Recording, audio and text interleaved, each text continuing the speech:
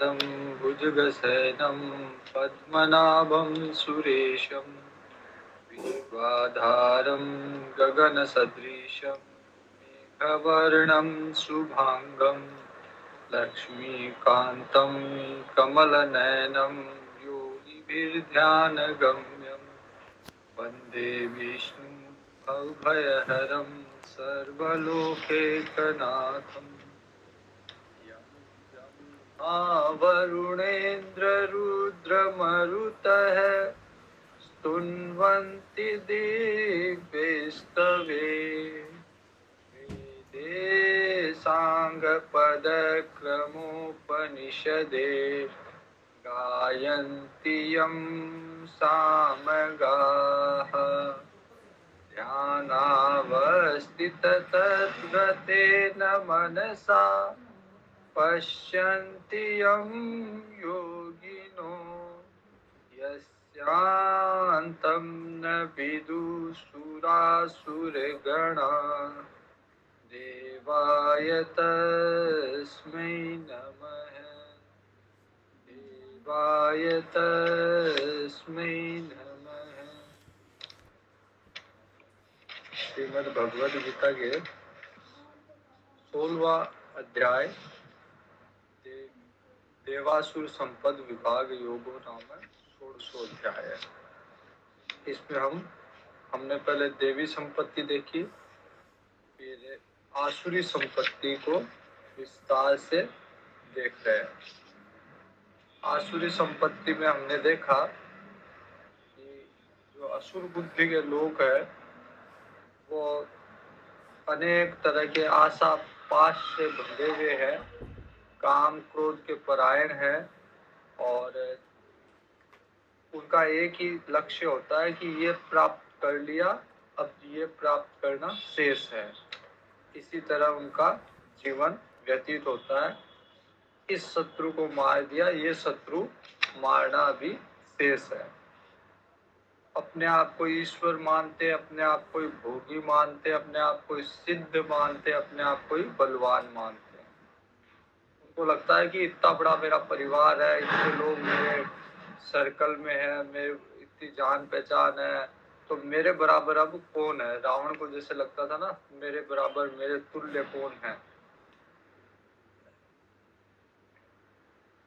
अगर यज्ञ हवन दान भी करते हैं तो घमंड पूर्वक करते हैं, अविधि पूर्वक करते हैं। अनेक चित्त विभ्रांता, तरह तरह के उनका चित्त जो है स्थिर नहीं रहता, मोह जाल में बंधा हुआ उनका चित्त जब मोह में आवृत रहता है तो वो सत्य को पहचान नहीं पाते, और जब सत्य को नहीं पहचान पाते तो फिर अनेक तरह के असत्य में उनका चित्त भ्रमित करता रहता है। चित्त स्थिर एक ही जगह जब जब तत्व का निर्णय होता है, जब भगवान की तरफ आकर्षित होता है तो वही केवल स्थिर रह सकता है। बाकी संसार में चित्त इधर उधर भटकता ही रहता है, आज इधर कल उधर परसों उधर। तो चित्त की गति जो है वो स्थिर रहती नहीं है जब तक कि चित्त भगवान में ना लगे। तो भगवान कहते हैं कि ऐसे अनेक चित्त विभ्रांता लोग जो होते हैं, जिनका चित्त इधर उधर अनेक जगहों में भ्रमण करता रहता है, वो नरक में जाते हैं। अत्यंत आसक्त आसुरी लोग महान अपवित्र नरक में गिरते हैं। आत्म संभाविता स्तब्धा धन मान मदान्विता यजन्ते नाम यज्ञस्ते दम्भेना पूर्वम।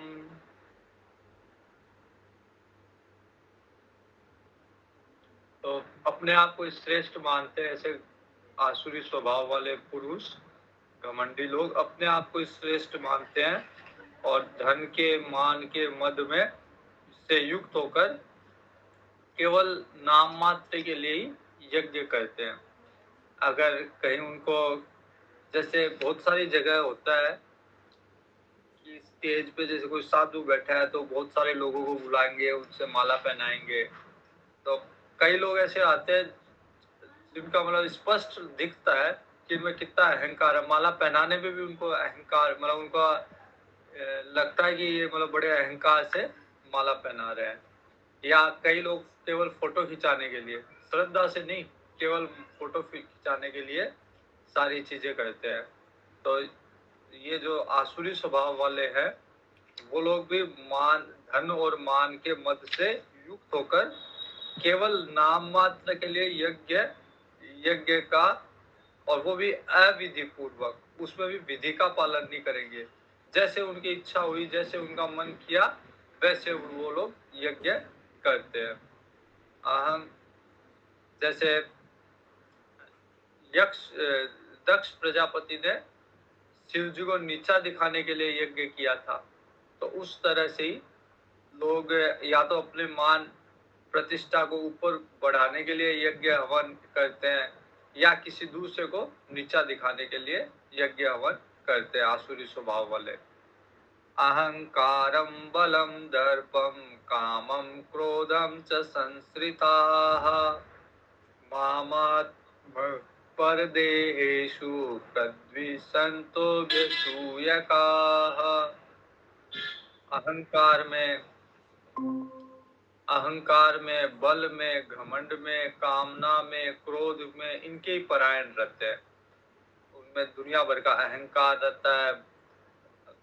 बल, दूसरे की संपत्ति को भी बलपूर्वक, बल का दुरुपयोग करते हैं। अगर उनके पास बल है तो दूसरे की संपत्ति को हड़प लेना, दूसरे का कोई कार्य किया हुआ उसको अपना बताना, तो इस तरह से बल का दुरुपयोग करते हैं। घमंड, कामना, ये तो रहता ही है। और हमेशा थोड़ा सा भी उनको उनके विरुद्ध हो, तुरंत उनको क्रोध आ जाता है। दूसरों की निंदा, हमेशा उनका टारगेट दूसरों की निंदा करते रहते हैं। और भगवान कहते हैं कि दूसरों के, प्रत्येक जीव के शरीर में मैं अंतर्यामी रूप से व्याप्त हूँ। तो ऐसे लोग मुझे कष्ट देते हैं दूसरों को कष्ट देने के रूप में। अर्थात अगर हम किसी को भी कष्ट देते हैं, जैसे हम, अगर कोई कुत्ता भी है उसको भी हम पत्थर फेंकते हैं, तो इसका मतलब हम उसके अंदर बैठे हुए भगवान पे ही पत्थर फेंक रहे हैं। तो भगवान कहते हैं ऐसे लोग, ऐसे असुर स्वभाव के लोग मुझे कष्ट देते हैं जब मैं दूसरों के हृदय में बैठा हूँ। और ये लोग आसुरी स्वभाव वाले लोग या तो उनकी हिंसा करते हैं, उनको मारते हैं, उनको प्रताड़ित करते हैं, या उनको अपमानित करते हैं। तो अपमानित भी कर रहे हैं तो मैं अंतर्यामी रूप से सबके हृदय में बैठा हूँ और वो मुझे ही अपमानित कर रहे हैं, मुझे ही प्रताड़ित कर रहे हैं। तानहं द्विषतः क्रूरान् संसारेषु नराधमान् क्षिपाम्यजस्रम् अशुभान् आसुरीष्वेव योनिषु। भगवान कहते हैं कि उन द्वेष करने वाले पापाचारी और क्रूर कर्मी लोगों को बार बार मैं संसार में आसुरी योनियों में डालता हूँ। बार बार मैं उनको राक्षसी बनाता हूँ, क्योंकि उनका स्वभाव राक्षस जैसा है। इसलिए जिसकी जैसी भावना होती है, जैसा स्वभाव होता है, अगले जन्म में वो वैसा ही बनता है। तो भगवान कहते हैं कि ऐसे आसुरी स्वभाव लोगों को बार बार मैं राक्षसी बनाता हूँ या किसी क्रूर जानवर बनाता हूँ। तो ऐसे लोग हिंसक जानवर बनते हैं या असुर योनि में उत्पन्न होते हैं। आसुरीं योनिमापन्ना मूढ़ा जन्मनि जन्मनि माम अप्राप्येव कौन्तेय ततो यान्त्यधमां गतिम्।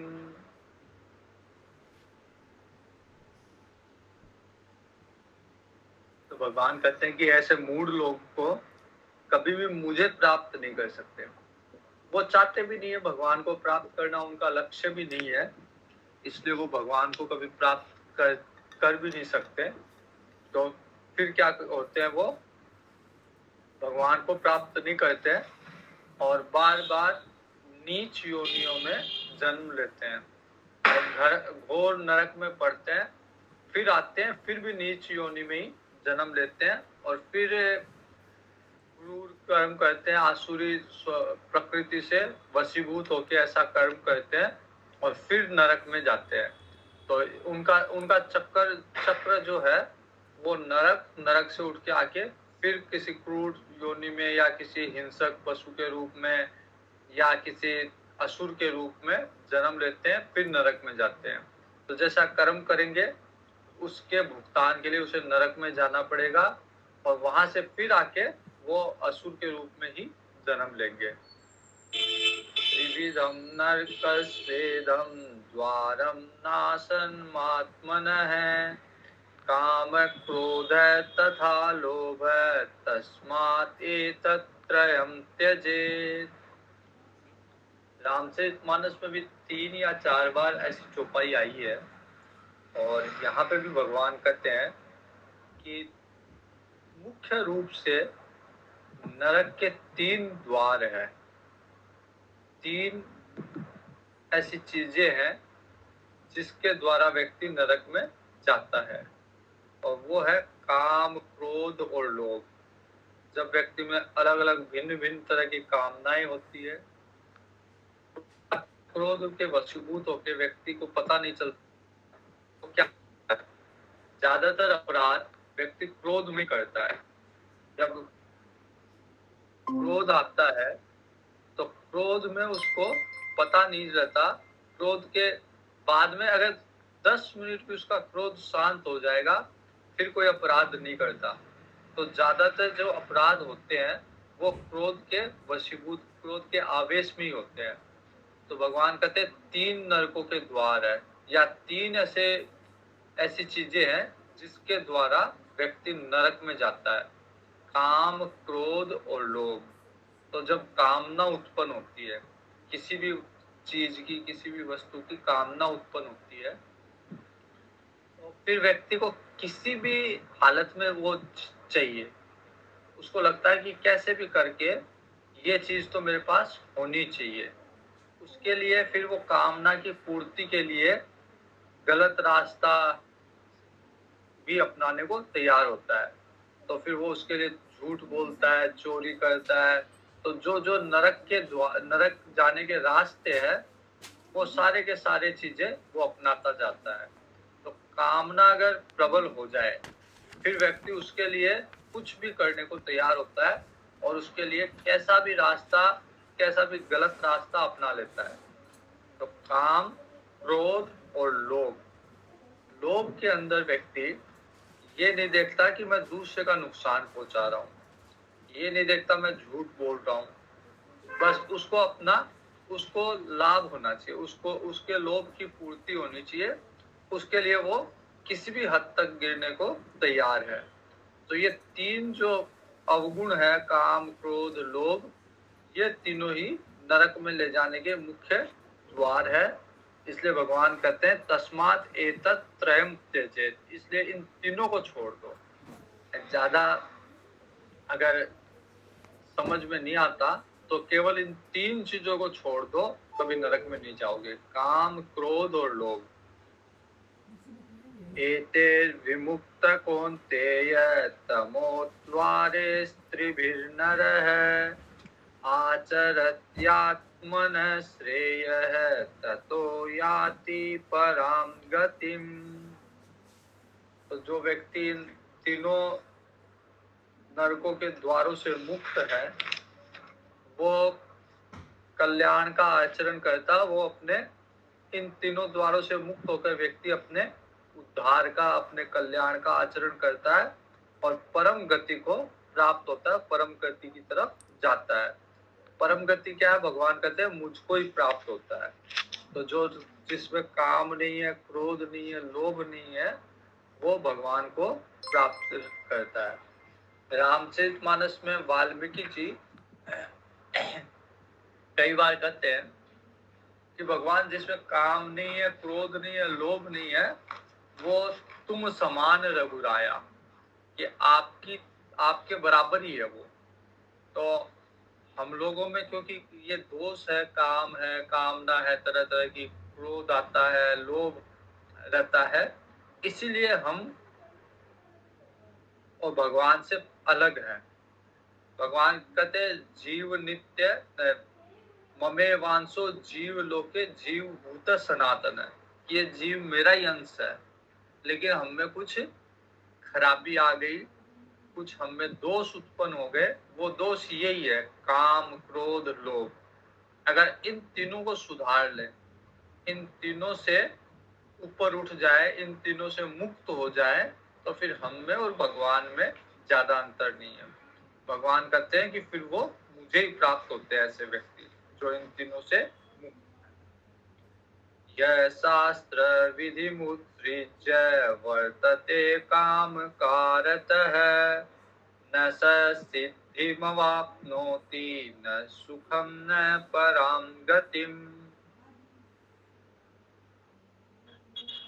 आगे मैंने जो शास्त्र विधि बताई कि क्या करना चाहिए, क्या नहीं करना चाहिए, संपत्ति है क्या आसुरी संपत्ति है, तो केवल शास्त्र ही बताते हमको कि क्या करना चाहिए, क्या देवी संपत्ति है, क्या अच्छे गुण है, क्या अवगुण है जिन्हें छोड़ना चाहिए, क्या अच्छे गुण है जिन्हें हमें ग्रहण करना चाहिए। तो भगवान कहते हैं कि अगर कोई इस शास्त्र विधि का पालन नहीं करेगा, यह शास्त्र विधि मुत्सृज्य वर्तते काम कारतः है, अपना मनमाना आचरण करेगा, जैसा अपनी इच्छा हुई वैसा आचरण करेगा, शास्त्र की विधि को क्या करना चाहिए, क्या नहीं करना चाहिए, क्या देवी गुण है, क्या आसुरी गुण है, इनको अगर नहीं मानेगा तो उसको न तो कभी सिद्धि मिलेगी और न ही वो भगवान की परम गति को प्राप्त होगा और उसको न कभी सुख मिलेगा। न सिद्धि आपनोति न सुख, यहाँ पे भी सुख नहीं मिलेगा, परम गति भी नहीं मिलेगी और कोई सिद्धि भी प्राप्त नहीं होगी ऐसे व्यक्ति को। इसलिए भगवान कहते हैं, इसलिए शास्त्र को प्रमाण समझ के जो शास्त्र में लिखा हुआ है उसी का पालन करना चाहिए। तस्मात् शास्त्रम प्रमाणम ते कार्या कार्या व्यवस्थितो ज्ञात्वा शास्त्र विधानोक्तम कर्म कर्तुमिहार्हसि। इसलिए क्या कर्तव्य है, क्या अकर्तव्य है, क्या करना चाहिए, क्या नहीं करना चाहिए, क्या गुण है, क्या अवगुण है, क्या सात्विक गुण है, क्या तामसिक गुण है, ये इस विषय में अपना प्रमाण नहीं लगाना चाहिए, अपना मन का आचरण नहीं करना चाहिए। बहुत सारे लोग क्या है कि अपने अनुकूल आचरण को ये कर देते हैं कि ये तो शास्त्र प्रमाणित है, जबकि वास्तव में उन्होंने कभी शास्त्र पढ़ा नहीं है, लेकिन फिर भी बोल देते हैं कि शास्त्र में ऐसा लिखा हुआ है, शास्त्र में ऐसा कहा गया है, क्योंकि उनको अपना मनमाना आचरण करना है, इसलिए वो ऐसा कह देते हैं। तो लेकिन जो शास्त्र में वास्तव में जो लिखा हुआ है उसी का आचरण करना चाहिए और जो मना किया हुआ है उसको त्यागना चाहिए, क्योंकि शास्त्र के विपरीत जाने पे न सिद्धि मिलती है, न सुख मिलता है, न परम गति मिलती है। तो भगवान कहते हैं कि इसलिए शास्त्र को प्रमाण मान के, प्रमाण बुद्धि होनी चाहिए कि शास्त्र में जो लिखा है वो सही है। जैसे भगवान के बारे में लगभग किसी को अनुभव नहीं है और जिसको है वो बताएगा नहीं, तो फिर भी हम लोग जब भगवान के मार्ग में लगे हुए हैं तो हमारे लिए प्रमाण क्या है? प्रमाण शास्त्र है केवल, और कोई प्रमाण नहीं है, क्योंकि शास्त्र कहते हैं, इसलिए हम लोगों ने मान रखा है कि ये सत्य मार्ग है। तो इसलिए जीवन में भी जो शास्त्र कहे वैसा ही आचरण करना चाहिए, भले ही उसके लिए कष्ट सहन करना पड़े, भले ही उसके लिए तकलीफ हो, लेकिन प्रमाण हमारा शास्त्र है। कई बार ऐसा होता है ना कि जैसे शास्त्र ने कहा सत्य बोलना चाहिए, हम नहीं बोल पाते, तो हमें ईमानदारी से स्वीकार करना चाहिए कि शास्त्र में कहा हुआ है लेकिन फिर भी हम नहीं कर पाते, ये हमारा दोष है, हमारी कमी है, हमारे आत्मबल में अभी कमी है, हमारी तपस्या में, त्याग में कमी है। लेकिन यदि हम ये प्रमाण बुद्धि हटा दे कि क्या होता है शास्त्र में जो लिखा हुआ है, ऐसे लिखा हुआ है, आजकल दुनिया तो इस अलग ही चलती है, दुनिया के हिसाब से चलना पड़ता है। तो अगर शास्त्र के प्रमाण को हटा दिया तो कभी भी हम ठीक नहीं हो सकते। ये मान ले कि शास्त्र कहता है वो सही है, लेकिन अभी थोड़ी हम में कमी है, तो उस कमी को ठीक किया जा सकता है। लेकिन जब प्रमाण ही हटा दे हम कि शास्त्र से कुछ नहीं होता, शास्त्र में तो ऐसे लिखा हुआ है, पता नहीं किसने लिख दिया, आज की दुनिया शास्त्र के हिसाब से नहीं चलती, तो ये प्रमाण बुद्धि अगर हटा देंगे तो फिर ठीक होने का की कभी संभावना भी नहीं है। इसलिए तस्मात् शास्त्रम प्रमाणम ते कार्या कार्य व्यवस्थित हो, क्या करना चाहिए क्या नहीं करना चाहिए, ये शास्त्र को प्रमाण समझ के, प्रमाण मान के ही करना चाहिए। ज्ञात्वा शास्त्र विधानोक्तम कर्म कर्तु मिहारहसि, तो ऐसा जानकर शास्त्र विधि से नियत कर्म ही करना चाहिए। जो शास्त्र में बताया गया है उसी के अनुकूल हमारे कर्म होने चाहिए। इस तरह से ये 16वां अध्याय पूर्ण हुआ। देवी संपद विभाग, देवासुर संपद विभाग योगो नाम है 16वां अध्याय। अगला जो अध्याय है सप्तदशो अध्याय, 17वां अध्याय, वो 3 गुणों, पहले 14वां अध्याय भी गुणत्रय विभाग योग था, और इस विभाग का नाम है श्रद्धा त्रय विभाग योग। लेकिन इसमें भी तीनों गुणों का वर्णन है। जैसे 14वें अध्याय में था 3 गुणों का वर्णन, तमोगुण, रजोगुण और सत्वगुण। यहाँ पे भी तीनों गुणों का वर्णन है। अलग अलग चीजों में तीनों गुण कैसे होते हैं वो बताया हुआ है। सबसे पहले श्रद्धा बताई हुई है। श्रद्धा, सात्विक श्रद्धा क्या है, तामसिक श्रद्धा क्या है, राजसिक श्रद्धा क्या है, और फिर अन्य चीजें भी बताई गई है। तो यहाँ सबसे पहले 7वें अध्याय में जो श्रद्धा त्रय विभाग योग नामक अध्याय है, उसमें अर्जुन एक प्रश्न करता है, यह शास्त्र विधि मुत्सृज्य यजन्ते श्रद्धयान्विताः तेषां निष्ठा तु का कृष्ण सत्त्वमाहो रजस्तमः। जब भगवान ने शास्त्र पे इतना बल दिया कि शास्त्र को प्रमाण मान, शास्त्र के अनुसार कार्य कर, शास्त्र में जो करने के लिए कहा है वो करना चाहिए, जो करने के लिए मना किया है वो नहीं करनी है। तो अर्जुन का प्रश्न ये है कि अगर किसी को शास्त्र नहीं पता लेकिन वो श्रद्धावान व्यक्ति है, श्रद्धा से कार्य कर रहा है, तो उसका क्या होगा? शास्त्र विधि का उसको पता नहीं है और श्रद्धा से आपकी पूजा कर रहा है, देवताओं की पूजा कर रहा है, तो उसकी क्या निष्ठा होगी? वो तामसिक है, सात्विक है या राजसिक है? श्रद्धावान व्यक्ति है, पूजा कर रहा है, लेकिन उसको शास्त्र विधि का पता नहीं है। जैसे मान लीजिए कि यहाँ से कोई अमेरिका गया या सऊदी अरब गया, तो सऊदी अरब में जैसे ही वो जाएगा, एयरपोर्ट पे उतरेगा, सऊदी अरब के सारे कानून उस पर लागू हो जाएंगे। फिर वो ये नहीं कह सकता कि मुझे कानून का पता नहीं था। सऊदी अरब में जैसे घुसा, किसी भी रास्ते से घुस रहा हो, चाहे रेल से, चाहे सड़क से, चाहे हवाई जहाज से, जैसे उसकी सीमा में प्रवेश किया, वहां के सारे कानून को उसको पालन करना ही होगा। अब बाध्य है वो कानून पालन करने के लिए। वो ये नहीं कर सकता कि हमारे इंडिया में तो ऐसा कोई कानून नहीं था। उसको जानकारी हो या ना हो, उसको वहां के कानून मानने ही पड़ेंगे। अगर वो उसके विरुद्ध अगर उसका कोई आचरण हुआ है तो उसको दंड मिलेगा। लेकिन उसमें भी कई, सब में नहीं, लेकिन कई अपराधों में ये देखा जाता है कि इसने जानबूझ के किया है या उसको पता नहीं था इसलिए कर लिया। तो उसकी श्रद्धा कैसी थी, उसका इंटेंशन, उसके पीछे उसके भाव क्या थे करने के।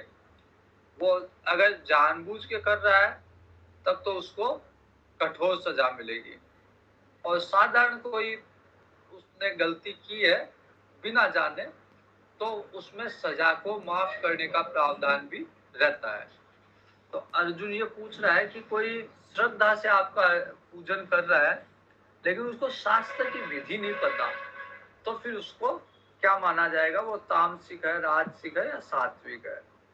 भगवान कहते हैं कि इसमें भी ये देखा जाएगा कि श्रद्धा कैसी है उसकी, श्रद्धा तामसिक है, राजसिक है या सात्विक है। तो अगर सात्विक श्रद्धा से कोई कर रहा है, फिर शास्त्र विधि अगर थोड़ी बहुत इधर उधर हो भी जाती है, तो भगवान कहते हैं वो उसका अर्चन में स्वीकार कर लेता हूँ।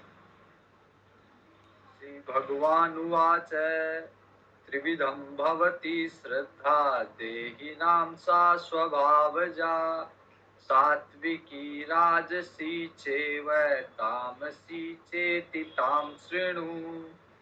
भगवान कहते हैं 3 तरह की श्रद्धा होती है, राजसिक, सात्विक और तामसिक। उसको सुनो आराम से कि सात्विक श्रद्धा क्या है, तामसिक श्रद्धा क्या है और राजसिक श्रद्धा क्या है। सत्वानुरूपा सर्वस्य श्रद्धा भवति भारत श्रद्धा मयोऽयं पुरुषः यो यच्छ्रद्धः स एव सः। तो व्यक्ति का जो अंतःकरण होता है, मन होता है, उसी के अनुरूप उसकी श्रद्धा होती है। अगर कोई सात्विक अंतःकरण, सात्विक मन वाला है तो उसकी श्रद्धा भी सात्विक होगी। तो उपनिषद में तो कहा गया है श्रद्धा मयो अयम पुरुष है, कि पुरुष जो है, पुरुष मतलब जीव, तो जीव जो है वो श्रद्धा से ही बना हुआ है, क्योंकि जैसी श्रद्धा होगी वैसा ही उसका आचरण होगा, वैसा ही उसका मन होगा। तो ये पुरुष श्रद्धामय है, इसलिए जैसी श्रद्धा होती है वो वैसा ही होता है पुरुष। अगर कोई सात्विक श्रद्धा वाला है तो उसका वो व्यक्ति भी सात्विक होगा, कोई तामसिक श्रद्धा वाला है तो वो व्यक्ति भी तामसिक होगा। यजन्ते सात्विका देवान् यक्षरक्षांसि राजसाः प्रेतान् भूतगणांश्चान्ये यजन्ते तामसा जनाः। अब जो सात्विक व्यक्ति है उसकी श्रद्धा देवताओं में होगी, उसकी श्रद्धा सात्विक शक्तियों में होगी, साधु महात्मा में, सन्यासियों में उसकी श्रद्धा होगी। और कोई राजसिक व्यक्ति है तो उसकी श्रद्धा भी यक्षों में, राक्षसों में, इनमें होगी।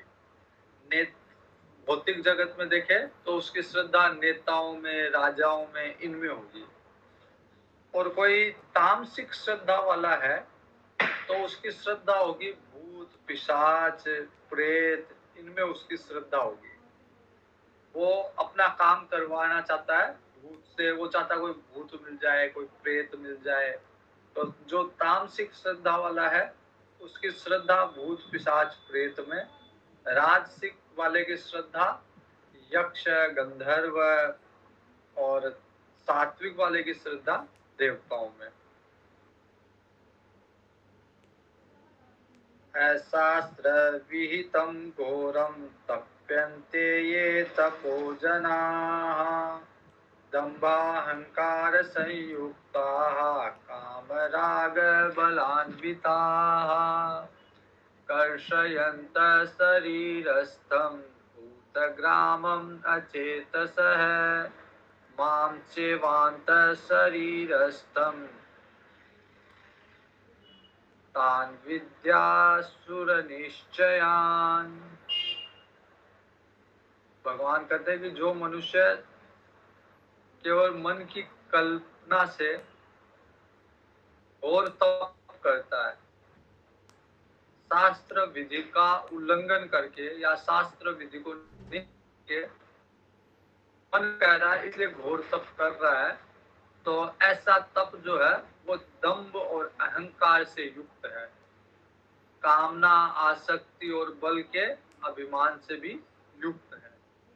तो ये जो बिना शास्त्र विधि के केवल मन के कल्पित, जैसे अगर किसी का मन किया कि जाके भगवान शिव को तेल चढ़ा दो, तो ये कोई शास्त्र विधि नहीं है। शास्त्र में कहीं नहीं लिखा हुआ कि भगवान शिव की पूजा तेल से करनी चाहिए, लेकिन उसके मन की कल्पना है ये।